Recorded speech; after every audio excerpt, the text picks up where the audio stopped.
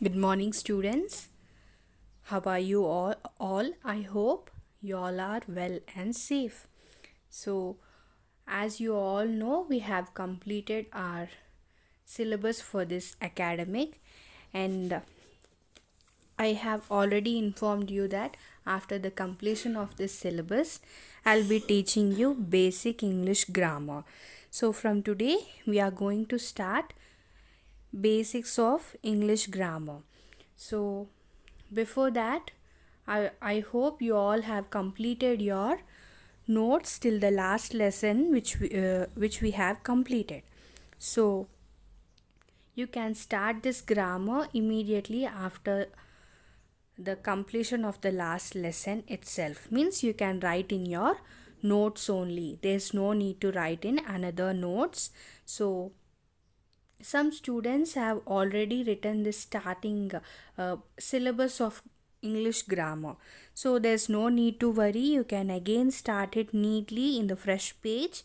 So before starting and teaching you what are basic grammar, so I just want to tell you what things will be involved in this grammar. So for that, you can see here, first one, we have sentence and types. Second is articles. Third is tenses. Fourth is conditional tenses or conditional clauses. Fifth is active voice or passive voice. Sixth, question tags. Seventh, direct and indirect speech. Eighth, degrees of comparison. Ninth, parts of speech. 10th, auxiliary verbs and main verbs. 11th, adjective and types.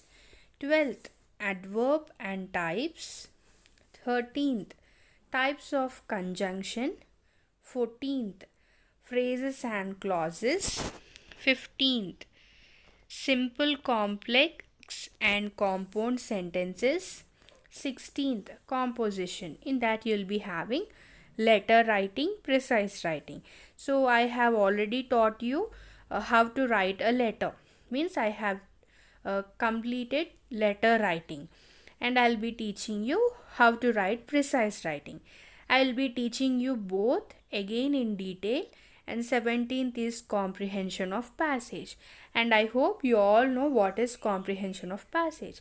And generally in your FA and in your essay, you'll be writing this comprehension of passages you'll be getting in your exams, so you know how to read a passage and how to find the answers for that questions. So that also I'll be explaining you in detail. Next is 18th is sentence arrangement, means how to arrange a sentence in a proper way. Next, 19th is vocabulary.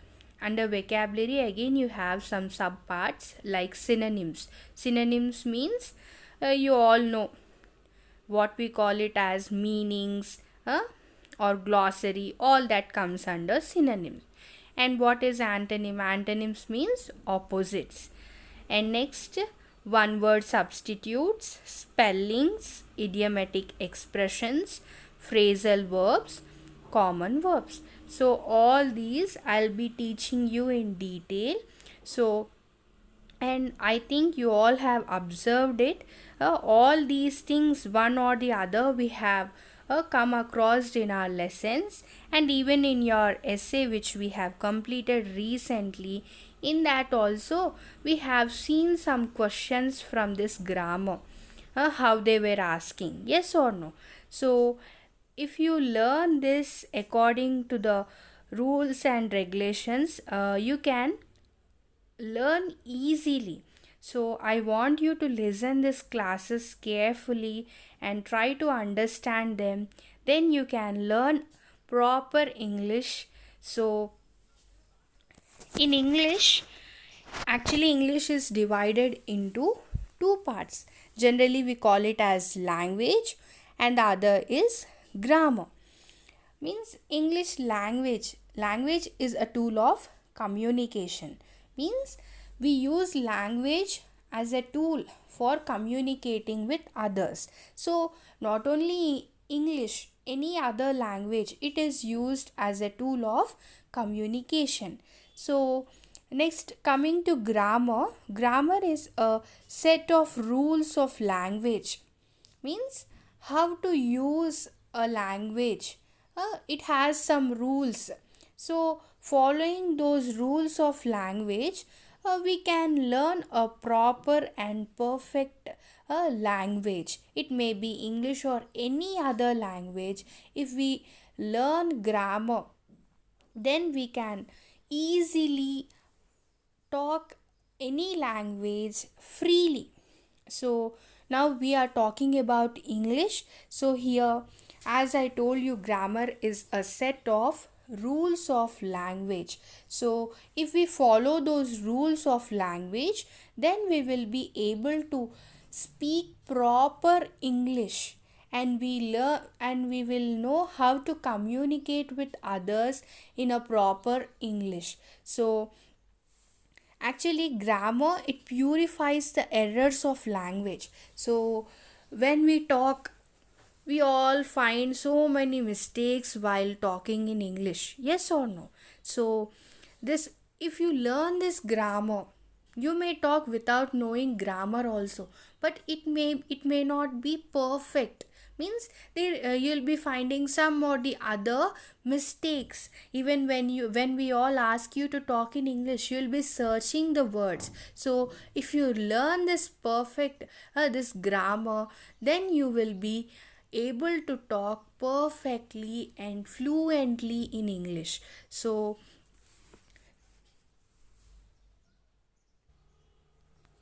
you may be thinking that why, miss, to talk a language, is it required to learn grammar?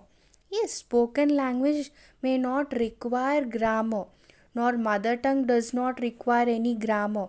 But written purpose, for writing, you need to learn grammar, and also to learn a foreign language through grammar is easy. So English is a foreign language. So as it is a foreign language and you want to learn it, so for that sake you have to learn grammar. So learning a foreign language through grammar is easy. Means when you know the grammar, then you will learn this English very easily, and then you will be able to speak properly. So the purpose of English language is English for communicative purpose and English for competitive purpose as well as academic purpose. So now for academic purpose, in sense, whatever which subject you read, it is all in English only. Apart from our languages, remaining like science, math, social, they are in English. So English, for one thing, we use English for communicative purpose, and the next one is we use English for competitive purpose as well as academic purpose. So I think you have understood what things are involved in English grammar. So I want you to write them in your notebook neatly, and after that, here is a home assignment for you. Write about your family in a few sentences. So what you do is, after writing this syllabus in your book, then in the next page what you do is write few sentences about your family, like how many members are there, and what are their names, and what are their occupation, uh, how many what how many members are there, and where you'll be staying. All that you write in a neat proper sentence, a neat way, and try to write in a proper sentences. So write about your family in a few sentences. If you can write in a paragraph, write, and you have to send me without fail. I want you all to write this about your family, and I want you to send me without fail. And I'll be starting our topics one by one in our next class. Thank you. Have a good day.